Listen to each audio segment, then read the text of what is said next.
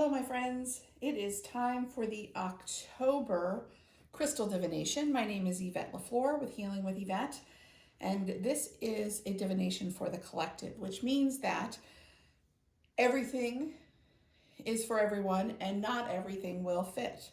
So let's start off just a little overview. The crystals are in a bag to start with, and we choose intuitively which crystals will be thrown onto the grid, and they land where they land, and then I read them and give you the message. So it is a time of rapid growth, my friends. So you may notice that things are moving really fast, and that is what Snowflake Obsidian is talking to you about, is a time of rapid growth. And here we have yourself and values. Okay, so in this area of self and this area of values, we have Snowflake Obsidian and we have brown agate. So as I said, time of October is a time of rapid growth. And in order to have that growth, it is time to release the thinking that no longer serves you and release the outworn behaviors. That is what the Snowflake Obsidian is suggesting that you do. And it also, this is about valuing the lessons that you've learned along the way.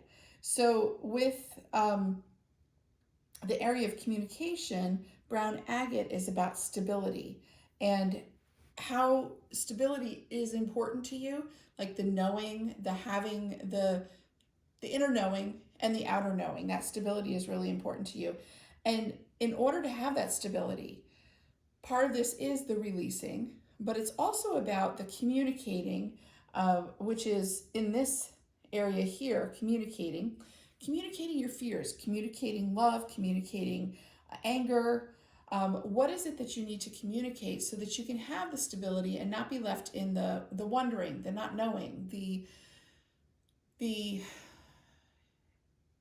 that wishy-washiness of it, because you haven't communicated what needs to be said.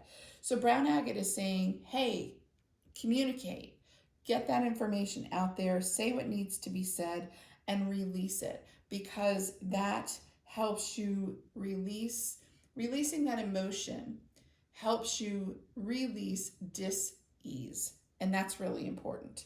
So that is in the area of self, communication, and values, the areas 1, 2, and 3. Now, in the area here of family of origin, we have rose quartz and lepidolite. Now, it's interesting, both of these crystals are about releasing stress. So it is, you're really being given a clear message that it's time to release the stress and love yourself enough to care for yourself. So often we get caught up, especially when it comes to family, we get caught up in all of the doings and the things that we think we should have to do, and that I just heard trauma bonding, so I'm going to give it to you. The trauma bonding and the stuff that happens that keeps us enmeshed in family so that we don't take care of ourselves. And rose quartz and lepidolite are saying, love yourself enough to do your self-care. Now, lepidolite is also encouraging you to remember that you chose this family. You chose this family of origin for a reason, because there were lessons that you came to this life to learn with this family. And the past lives that you have with this soul family here on earth also come through, and they're affecting this current one.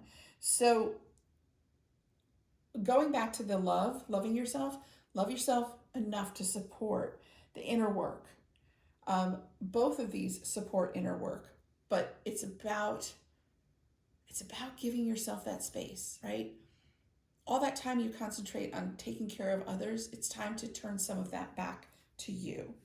So that's your family of origin. Now here in our relationship area, this could be one-on-one, intimate relationships, whether you have one or want one. Sodalite is saying to you, slow down and appreciate.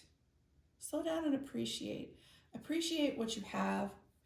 appreciate the things that are everyday. You know, we get caught up in the what we think we want, the dreams we had when we got into relationships, if they're any length of time, and we sometimes forget to appreciate the little things along the way. So appreciate, be conscious of them, and be conscious of also of your heart's desire for this relationship. Like, what is it at the core of it? What is it that you want? If you're single, what's your heart's desire for a relationship? If you're in a relationship, what's your heart's desire for the relationship? And remember, in a relationship, there's your relationship with yourself, your partner's relationship with himself or herself or their self, and then the relationship. So there's the three parts. So be conscious of the heart's desire you have for yourself within the relationship, the heart's desire you have for yourself within the relationship. Then also release mental conditioning. So we have these conversations we bring in, and as I was reading this, I was thinking back to a time in my first marriage where I remember literally having an argument with my husband because I said to him, I can take out the garbage. Because the mental conditioning I got was never trust a man, right? Never rely on a man. So I knew I could take out the garbage when his love language was acts of service, and he was taking out the garbage as a way of his love for me, an expression of his love for me, right? So I had to release that mental conditioning to allow that love in. So you're being encouraged to release that mental conditioning to allow in what there is to allow in. Area 10 is career. And we have black tourmaline and moonstone, and we also have septarian. So it looks like there's a new journey for many of you, a new journey, a new chapter. And in order to move through with this new journey, the black tourmaline and moonstone is saying, remember to balance the masculine and the feminine, the doing and the being. So if you are searching for a new job, if you're looking for a new position, it's not just about the resumes and the headhunting and the networking. It's also about that being, like that being grateful for where you're at right now. What is it that you're learning from the space that you're in? What is it that you're learning from the time off, the being laid off? Whatever happened to have you not be in the current position you want to be in, or what gratitude do you have for the job you're in? Even if it's not the job you want, what gratitudes do you have? So in that, being in that space of gratitude to allow for the next steps, that balance of the masculine and the feminine. And then septarian is saying, let go and be open to change. Use your power within. That goes back to that being, right? That manifesting, that envisioning what it is that you want. The universe listens, but we have to give messages that are clear. If our messages aren't clear, it's like listening to a staticky radio station, and the universe can't deliver through static. So be clear, be concise. And I'm saying this B, right? The B is a big part of it. So that's that divine masculine, divine feminine balance. And in our outcome here, we have tiger's eye and we have lepidolite. I love tiger's eye. If you've listened to my other readings before, maybe you've had your own personal reading, because we can do one of these that is just for you, not for the collective. The tiger's eye is about separating what you want from what you think you want or need.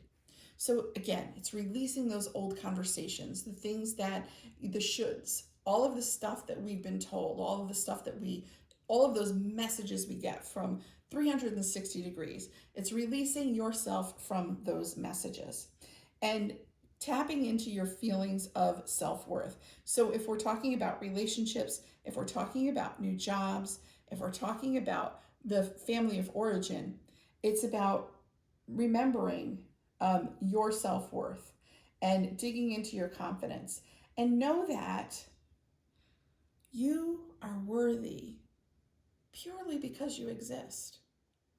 You don't have to do anything to be worthy. You are worthy because you are.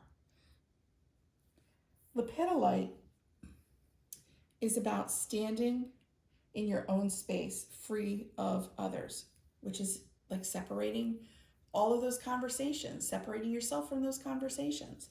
So to the outcome of this is, like I said, that big changes are coming, things are moving, and the outcome is about standing in your power, standing, being able to, in spite of everything that's happening around you, being able to be your authentic you, like your authentic you, and remembering to love yourself enough to do the work that needs to be done. I hope this gave you some guidance for the month of October, and I would really love to hear which part stood out to you the most, which part you feel applies to you the most. All right, take care, everybody. Until next time.